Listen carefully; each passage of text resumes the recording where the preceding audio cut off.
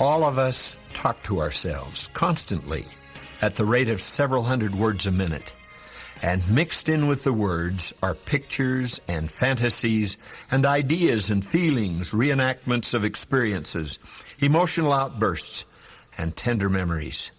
We have a secret, private world inside our heads where we live out fantasies of what we'd like to enjoy or nightmares of what we believe we deserve.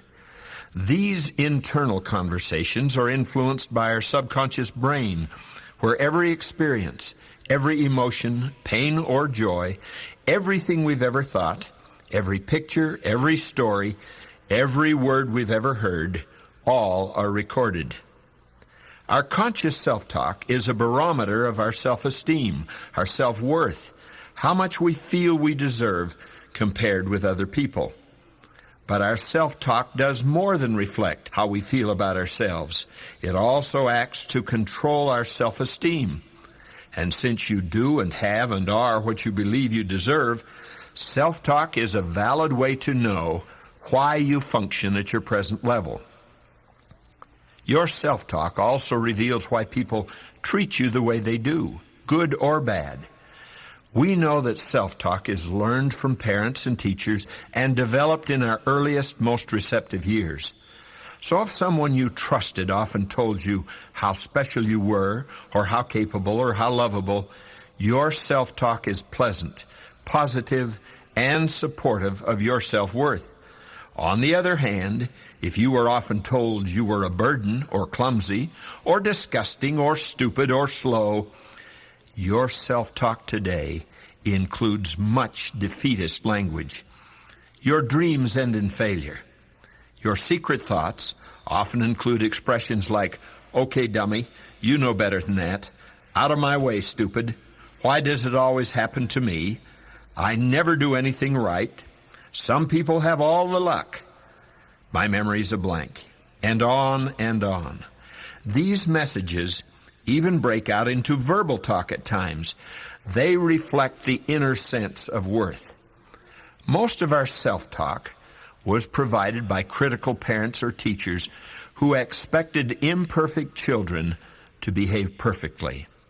When the criticisms are repeated over and over with emotional emphasis, we come to accept them as true about us. Then, deeply ingrained in our subconscious mind, these statements about our worth and abilities come forcibly to mind when we face a challenge of any kind.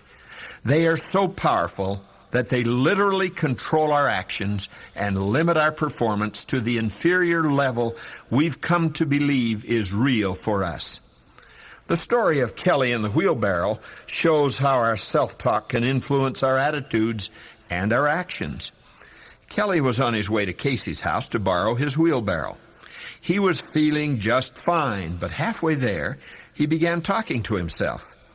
"What if Casey isn't home? I'll be wasting my time going all the way over there." But he kept going. Then he thought, "What if Casey is home, but his wheelbarrow is broken? Then I'll really be wasting my time." But he decided to keep on walking. Then another thought struck him. What if Casey is home and his wheelbarrow isn't broken, but he decides not to lend it to me anyway? So he fussed and fumed until by the time he got to Casey's door, he was in no condition to use the wheelbarrow or anything else. But he rang the doorbell. Casey opened the door and said a pleasant, "Hello, Kelly." Kelly didn't waste a minute. He pulled back and let go a punch that laid Casey out. "Keep your blasted wheelbarrow," he growled, and stomped off in an offended rage. Since 3/4 of our early life programming is negative, it follows that much of our constant self-talk will also be negative. Negative inner conversations and pictures continue to deepen the subconscious until negative self-talk is in control of the person's life.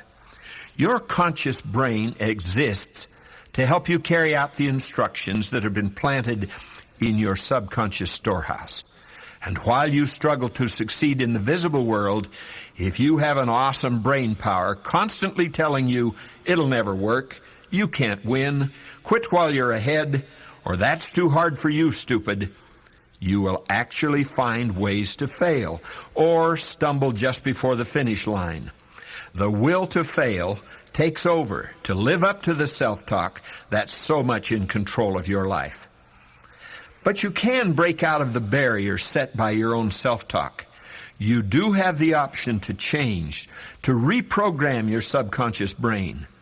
Since all the negatives were sifted and accepted by your conscious mind before going into your subconscious, and since the human brain acts on the most emphatic programs it hears, you have to reprogram by delivering positive, new messages in the most emphatic way possible, through the conscious duplication over and over. This allows you to take personal charge of filling your subconscious with ideas, thoughts, and positive affirmations that can override the negatives. You do not leave your retraining to secret messages you may not approve. You can be more than you ever thought you could be. You can be a winner for a lifetime. You can overcome the negative imagery that blocks your success. You can use repetitious, positive word pictures that directly counteract specific negatives and doubts. You will learn to stop the negative self-talk, to reject the negative images that invade your conscious mind.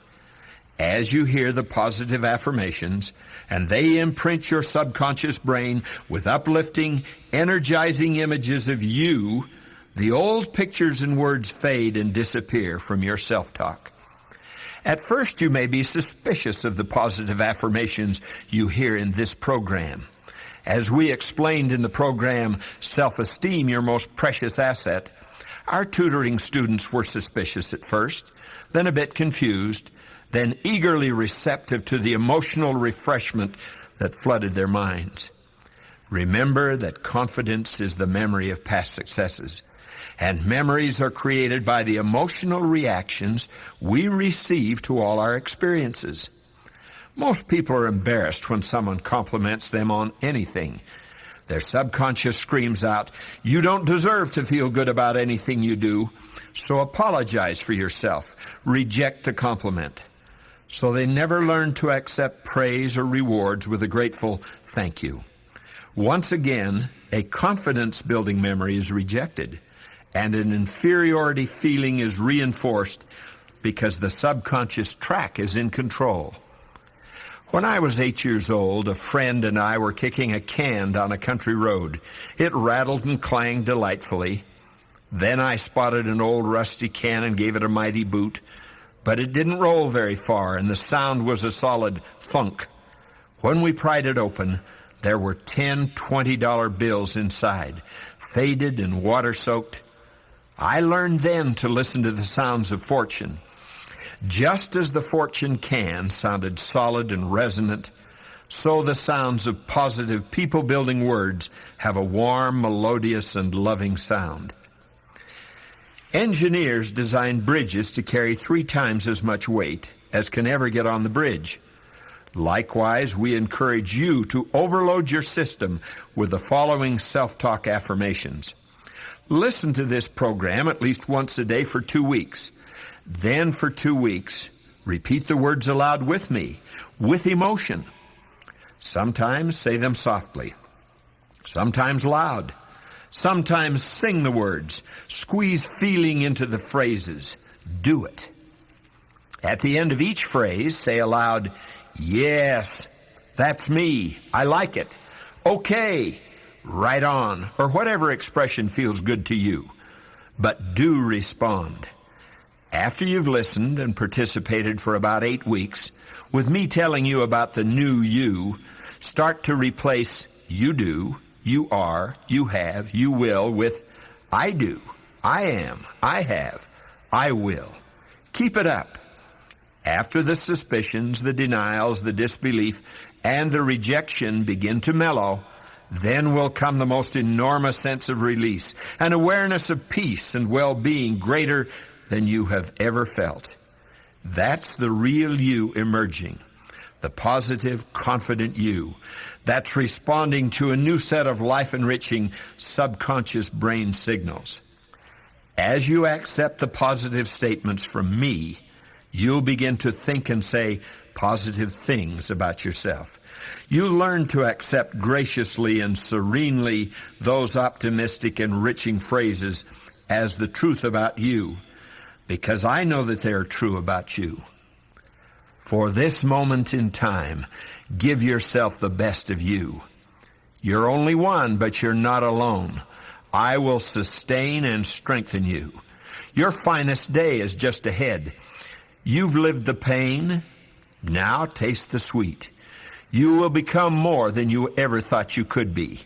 This is your moment in time. Seize it with all your heart. You're beginning to feel a change in you, from the person you were yesterday to the newer you today, to the vision of a newer, braver, surer, emerging you tomorrow.